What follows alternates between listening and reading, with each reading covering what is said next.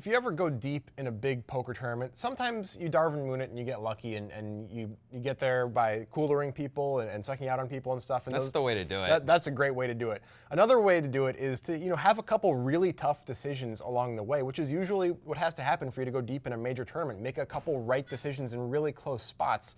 And that's where Maria Lampropulos is going to find herself in the Party Poker Millions. She's going to be put to the test here. Now, you may be saying, Maria Lampropulos, who? But I think actually, you made that joke the last time we did. I hope I did. It's really good. But actually, she had a fantastic end of 2017, early 2018, when she won this very event that we're going to show you. Now, it's 2 years later. But this very event, the Party Poker Millions, for over $1 million. And then just a few months later, won the PCA for also over $1 million. And was kind of a holy terror at the PCA. A holy terror, yes. Yeah. All of this to say that she is legit. This hand is cool, and Maria is going to have a cool decision to make. It was suggested by James Kimball on Twitter. If you have a suggestion for the breakdown, tweet at us and include a YouTube link and a timestamp. Yes, and also check out Nitrogen Sports Poker. That's our sponsor. Those are the guys who... It's where dreams are made. Every month, they keep doing the Poker Guys Invitational, where it's a good name for it. I like that. It's not actually called that. Where they put up 1,000 buy-ins, no matter how many people play, and guess what? We've never gotten more than like 123 or so players. It's unbelievable. It's a crazy overlay. It's very inexpensive to play. You gotta do it. You gotta use the link that we tweet out when we tweet about our videos, and that's the only way you get access to that. That's how you sign up for Nitrogen. It's a very easy process to sign up. You gotta get on Nitrogen, get you some poker, and also sports bet, casino gamble, all the good fun stuff. Anyway, let's get to the hand. Pour some champagne in it. Yep.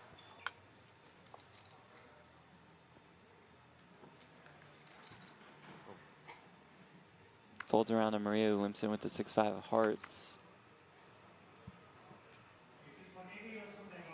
Yope has the 4-3 of spades.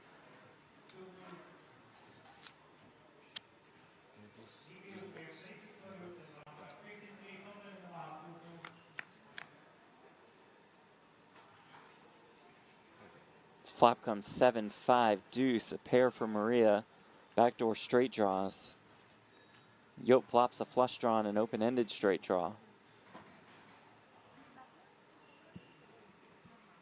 Blind versus blind battle with 150K in the pot.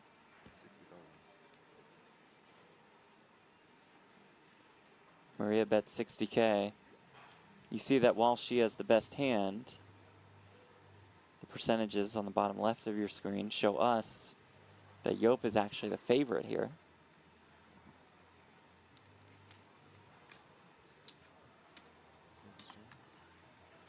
Does call Maria's lead on the flop. Well, playing short stack blind versus blind kind of sucks, right? Like Maria Lampropulos here in the small blind, we talked about this on our podcast. It's kind of hard to know what to do with 5-6 of hearts. Like if you limp and get raised, what are you doing? I guess you could chip, but you don't have many blockers. Maybe you're okay against some of the hands you get called by. I guess you could fold depending on the sizing. If he makes it really small, I guess you could call. Should you just be opening? I don't know. It's actually a really tough spot with 5-6 of hearts and 22 blinds. I mean, I think this has got to come into, you just have to have a clear pre-flop strategy from the small blind at this point if you're her. So you know what you're doing with this hand already. Because if you just sort of look up at it and you see it, you're like, I don't know. Because like you're saying, everything sort of does make sense and everything sort of sucks. Yeah. Like, I kind of like limp jamming, except we don't have a blocker, which means it's not as good, right? Yeah. But I still kind of like limp jamming. I think I like that the best. A normal raise doesn't suck either, though. And just calling, and even if you see a flop for free, it isn't so bad. Well, this is the best case scenario, right? She gets to limp and see a flop for free against a hand that is, a pretty good hand as well to check back. It makes sense that Yope checks back. Sure. But of course, Maria is very happy to see that check back. Agreed. And we get to this flop, this seven high flop where Maria flops middle pair. And she bets. It makes all the sense in the world. Yeah. I wonder what her plan is if she gets raised, because that's the real question. Should Yope raise? Because he has flopped a monster, yet he has currently the nut low. Yeah, I mean, that's a really good reason to raise, right? Like, you're thrilled if she folds, and you don't mind a call, and you can stomach getting it in. Although it's not amazing getting it in, because sometimes she's got bigger spades. But you've only got 24 blinds. It's still early enough in the tournament. You got to gamble it up a little bit. When you flop a combo draw like this and 24 blinds, go for it. It's fine. It's hard that's to argue. a reason that I like to raise, because Maria, as we know, if we've seen her play in the PCA, when she just destroyed the bubble as a bully. Now, I know this not this scenario, but we know she has some aggression in her, is a player who doesn't necessarily have to have a hand with any showdown value or any equity at all here. I think a raise is probably a better idea against that player profile when we have this much equity against the majority of her range. I don't disagree. I think you can at least make an argument for, because the bet is so small on the flop, to call the flop and raise the turn. But raise a committing amount on the turn. Sure. Because it's hard to raise a committing amount on the flop, and it sort of sucks with 4 high. Now you might be committed anyway. I mean, you are with this hand. But it's still, you're like, I call, you know. Yeah. As opposed to like on the turn, you can raise enough. You can raise to half or stack or something, and half your stack as well, where it's clear you're getting in, which you don't mind sending that signal when you do have 4 high. Right. So what are the merits of calling then? From his point of view, Yeah. well. You know, it's a little deceptive anyway. She's not going to put you on that many flush draws. Yeah, but you still might be afraid of spades. If she's trying to avoid certain cards, spades are going to be looming large in her mind, right? That is no question about it. The other thing is you can rep other kinds of hands that come down, right? So if you miss, you will have opportunities to bluff down the road. You can rep a 5 if you don't raise, for example. You can also rep a 7. Yeah, you can. can. Absolutely have a 7 also. You can, but you might sometimes raise a 7 on this flop at these stack depths, blind versus blind, right? Certainly you might. I mean, Yeah. he's got all the combos of 2 pair, right? Right. And she has most of them, but I don't think she has 7 deuce off, for Probably example. not. Right? I don't even know if she has 5 deuce off, actually. Although we've seen like Manic Loser limp 100% in the small blind, Yeah, so sure. it's possible that she does as well. But at these stack depths, she might just be throwing away 5 deuce off and calling with 7-5, for example. That's true. All this to say, I think I kind of prefer a raise from Yope here on the Me flop. too. I don't think there's anything to say about Maria's play so far. It's pretty standard. But I think it's okay just to raise and hope she folds and get it in if she doesn't, or if she calls, we're shipping the turn most of the time, right? I agree with you. In the end, it's early enough in the tournament. The stack depths are not that deep. Let's gamble it up and either get a fold or go for the double. She's going to be in a world of hurt.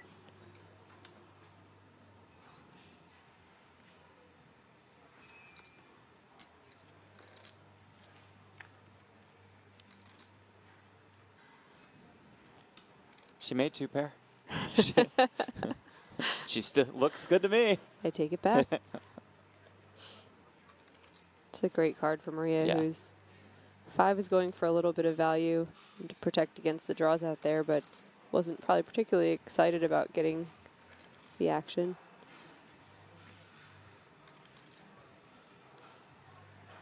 Significantly less likely that Yope had her beat on the flop.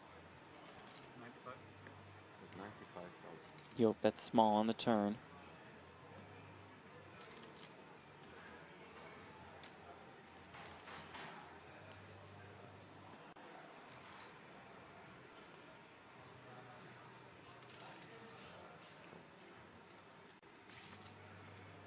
Maria calls. Fades the world. Not a bad start to the day for Maria. Not the best river card for Yope. I'll have to bluff at this one. Or shut it down, and Maria takes it right now.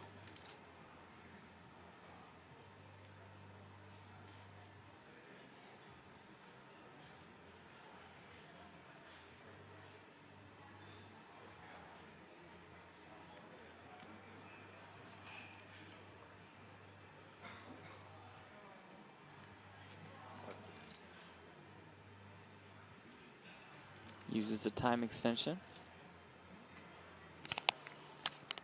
I'm in an annoying spot. You don't want to show down the 4 high and lose to 8 high if she somehow has a missed straight draw. Could be an okay spot for a tiny bet that looks like a value Yeah, bet, and just thinking hope you that could you get a fold deuce to out worse fold. draws, Yeah. worse high cards.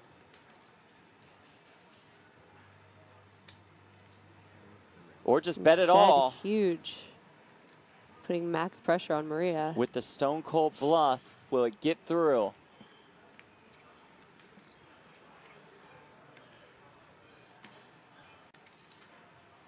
Remember, Maria used 3 or 4 of her time extension cards earlier. Looks like she only has 2 left. Instead of the tiny bet to try to get worse missed draws, he says, I'll just get pairs to fold too.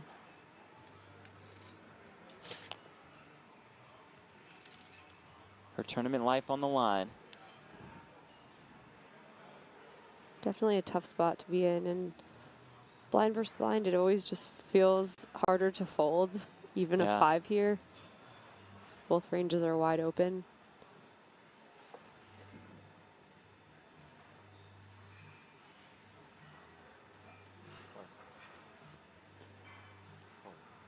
Nice She makes call. the call. Now that is one hell of a monster call by Maria Lampropulos, and I don't know if Joop would have done this if he really studied Maria before this, because we've done another breakdown hand where Maria makes a very ambitious call for a lot of chips at the final table of the PCA with queen high when it didn't really make sense. So she's somebody who's really willing to trust her gut in spots like this.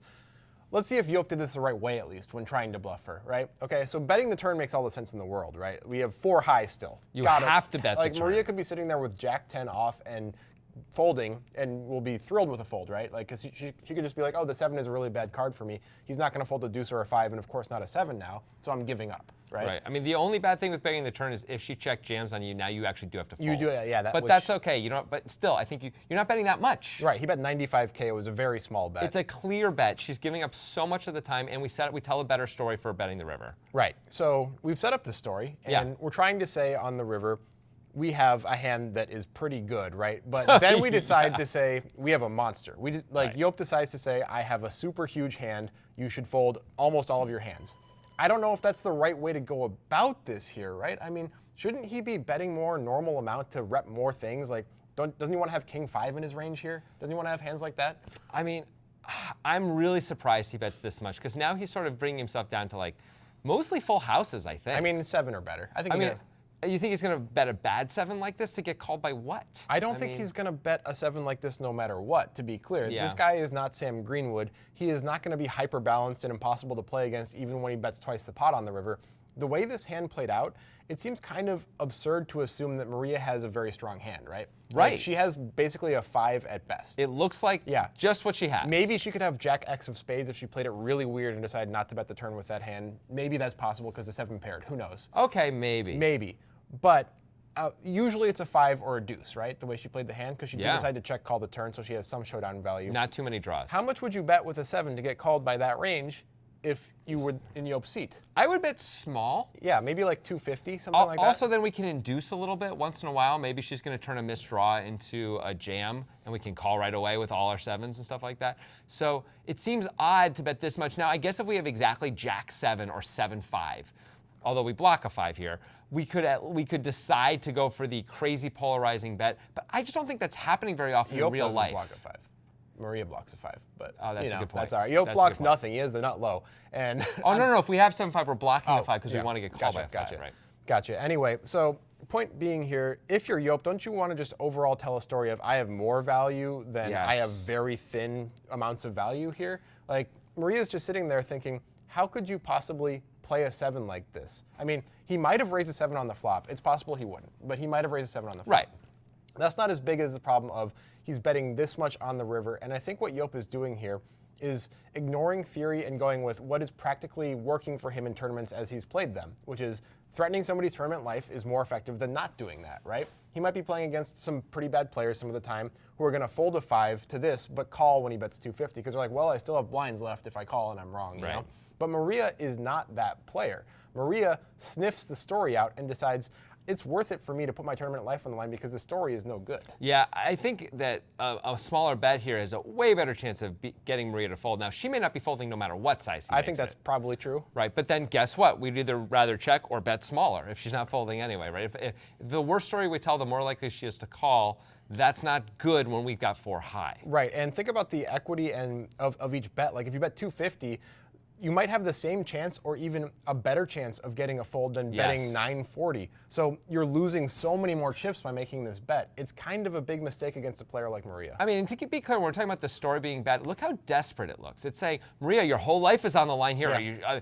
You're sure you're going to make this call? That's what it feels like, right? Now, of course, you could be double reversing it and all that, but as Grant has said multiple times, it's not Sam Greenwood. Very few players are going to be making these massive overbets for value. Now, that used to be happening. We used to talk about it, how it was always value, and then it feels like there was a big shift. All the great players are clearly watching Poker Guys videos. Of course. We know that, Doug Polk. Yeah. And so people started turning it into, it feels like now it's all bluffs again. Like Timothy Adams basically bluffs exclusively with 2x pots on the river.